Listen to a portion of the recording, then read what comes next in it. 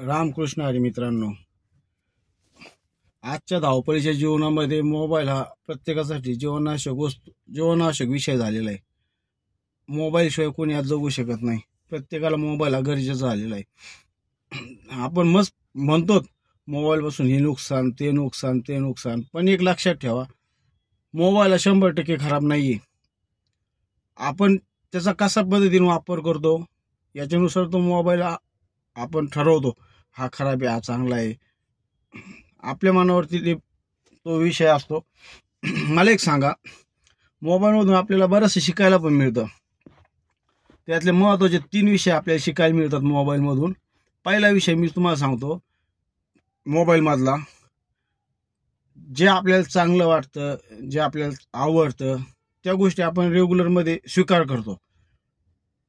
आपल्याला एखाद्या मित्रासोबत बोलायला आवडतं, त्याच्या चांगल्या गोष्टी आपण स्वीकार करतो।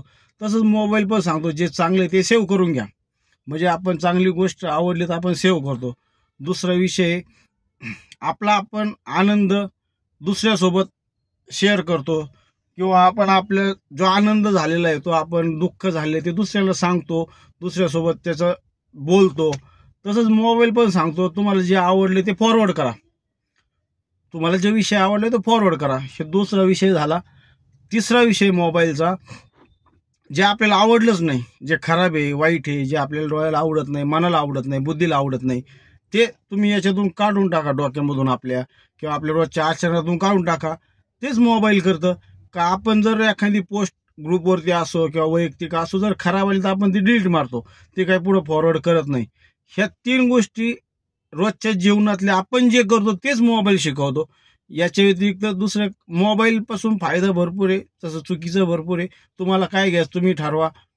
माझं जर बोलणं काही चुकीचं वाटत असेल तर माझ्या बुद्धीचे दोष।